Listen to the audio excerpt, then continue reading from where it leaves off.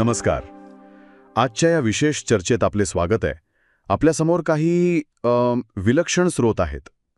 एका बाजूला प्रचंड थरारक युद्धाचं वर्णन आहे, इतकं तपशीलवार की आपण प्रत्यक्ष तिथे आहोत असं वाटावं. आणि त्याच वेळी दुसरीकडे एक धक्कादायक विचार मांडलाय. हो, की हे सगळं म्हणजे आपलं वास्तवसुद्धा केवळ आपल्या जाणीवेचा खेळ आहे, एक भ्रम. अगदी. आणि या दोन्ही गोष्टी आपण लीला नावाच्या एका व्यक्तिरेखेच्या प्रवासातून समजून घेणार आहोत. अच्छा. तिचा प्रवास म्हणजे तिच्या सामान्य भूतकाळापासून ते ती शुद्ध जाणीव कशी बनते इथपर्यंत. आणि याच दरम्यान ती एका मोठ्या युद्धाची साक्षीदार होते. बरोबर. तर आजचं आपलं काम हेच आहे की या स्रोतांमधले हे दोन टोक कसे जोडलेले आहेत हे शोधणं. युद्धाचं ते भीषण वास्तव. आणि ते वास्तव नसून फक्त जाणीव आहे हा विचार. हे कसं शक्य आहे?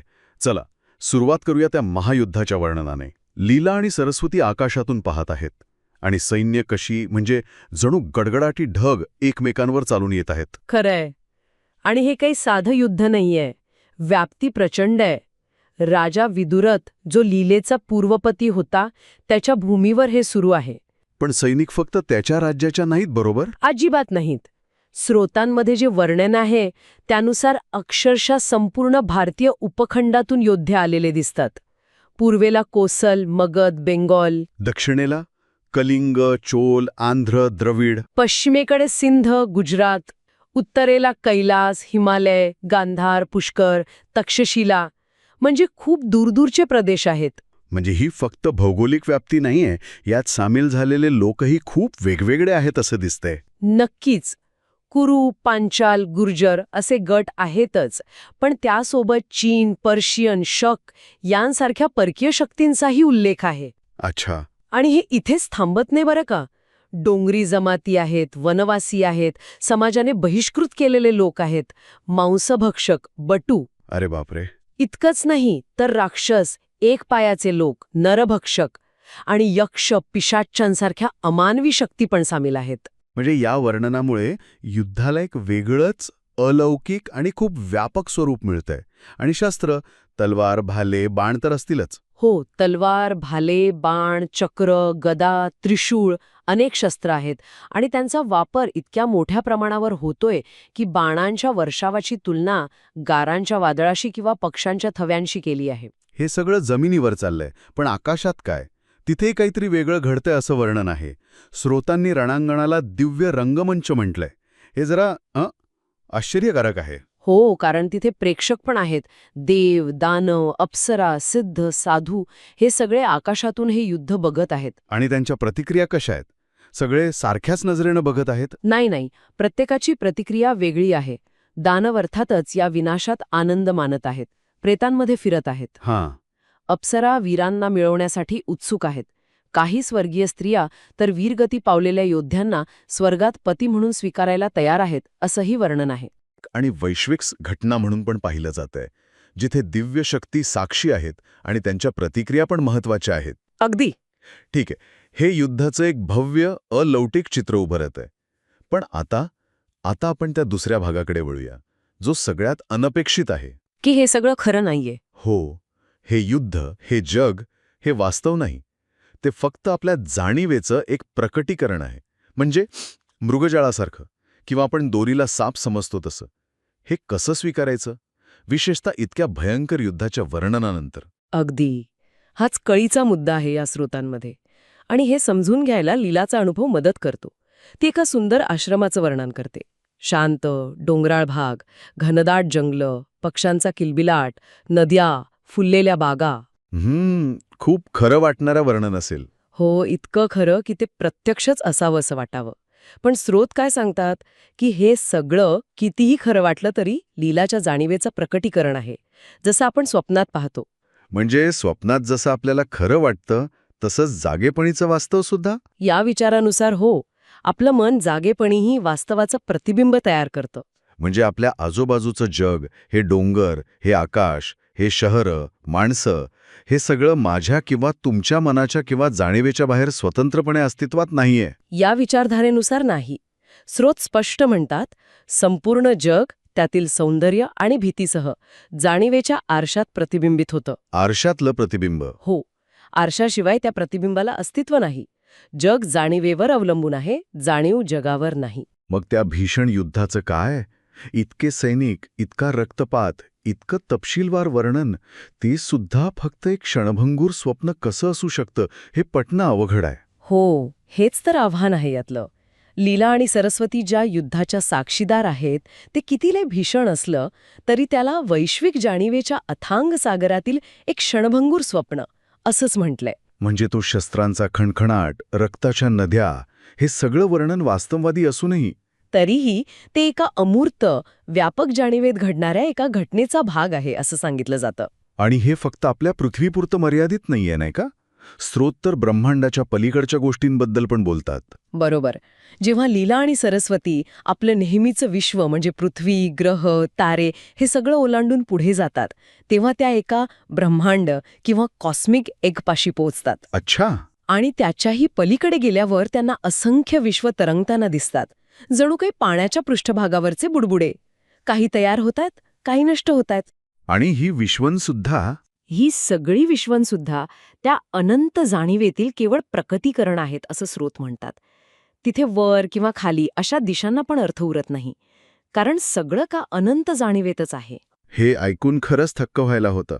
आणि लीलाचा स्वतःचा अनुभव, जेव्हा ती शुद्ध जाणीव बनते तेव्हा तिला हे सगळं एकाच वेळी दिसू शकतं म्हणे. हो, तिला एकाच वेळी रणांगण दिसतं, दिव्य शहरं दिसतात, स्वर्गीय वनं दिसतात, देवांची निवासस्थानं दिसतात. म्हणजे वेगवेगळी वास्तवं एकाच विस्तारित जाणीवेत असू शकतात. बरोबर, हेच तर ते दाखवतं. आणि ही तिची क्षमता तिच्या पूर्वीच्या आयुष्याच्या अगदी विरुद्ध आहे. तिच्या पूर्वीच्या जन्माबद्दल पण माहिती आहे ना यात? हो, तिला तिच्या पूर्वीच्या जन्माची आठवण होते. तेव्हा ती अरुंधती नावाची एक अत्यंत विनम्र, कर्तव्यदक्ष ब्राह्मण पत्नी होती. तिचं आयुष्य पूर्णपणे घरगुती कामं, पतीची सेवा, धार्मिक विधी ह्यात गेलेलं. ती सगळं निष्ठेने करायची, पण महत्वाचं काय तर त्यात आध्यात्मिक चौकशी नव्हती. तिचं लक्ष पूर्णपणे सांसारिक जबाबदाऱ्यांवर होतं. आणि जेव्हा ती सरस्वतीसोबत तिच्या पूर्वीच्या गावी जाते तेव्हा तिला काय जाणवतं? तिला तिचं जुनं घर आठवतं, बाग, गुरंढोरं आठवतात. पण त्यासोबतच तिला हेही जाणवतं की ती त्या वस्तूंमध्ये, नात्यांमध्ये किती अडकली होती. तो मोह किती खोलवर रुजला होता.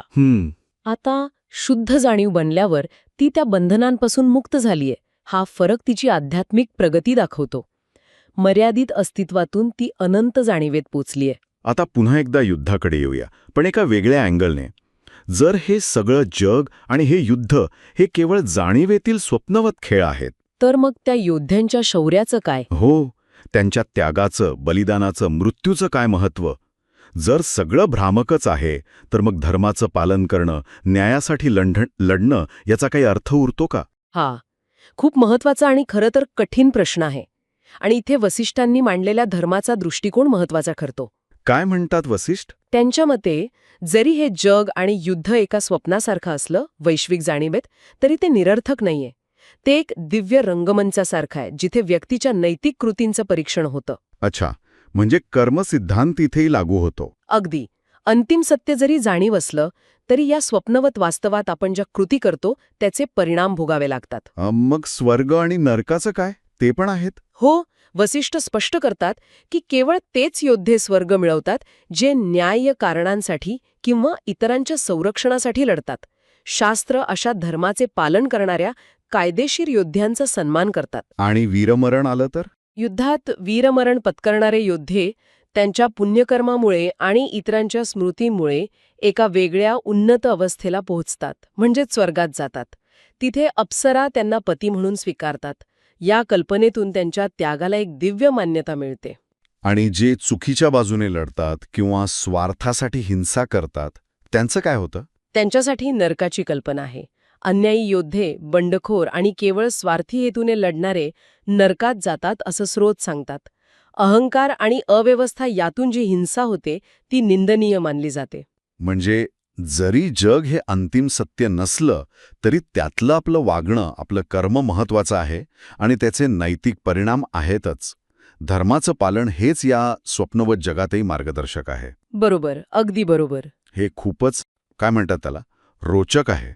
म्हणजे बघा, एका बाजूला स्रोत युद्धाचं इतकं भीषण वर्णन करतात, अंगावर काटा येईल असं, शस्त्रांचे ते खणखण सणसण आवाज, बाणांचा वर्षाव, रक्ताचे पाट वाहत आहेत, अवयव तुटून पडलेत. हत्ती पर्वतांसारखे कोसळतायत. रणांगण कधी खवळलेल्या समुद्रासारखं दिसतंय, कधी प्रलयासारखं. आणि त्याच वेळी ह्या सगळ्यामागे एक नैतिक आणि तात्विक चौकट पण आहे. युद्धाची भीषणता कमी न करता त्याला एका मोठ्या वैश्विक आणि नैतिक संदर्भात ठेवलं जाते. हो, रणांगणाची तुलना कधी खवळलेल्या समुद्राशी केली आहे, कधी जंगली वनाशी. हे वर्णन फक्त हिंसा नाही दाखवत, तर त्या घटनेची भव्यता आणि अटळता पण सूचित करतं. पण ह्या सगळ्या वर्णनाच्या शेवटी मूळ संदेश तोच राहतो. आणि तो संदेश काय आहे? परत एकदा. तो संदेश हाच आहे की हे भीषण युद्ध, हे सगळं नाट्य, हा सगळा कोलाहल तरीही जाणीवेच्या अथांगतेतील एक क्षणभंगूर स्वप्न आहे.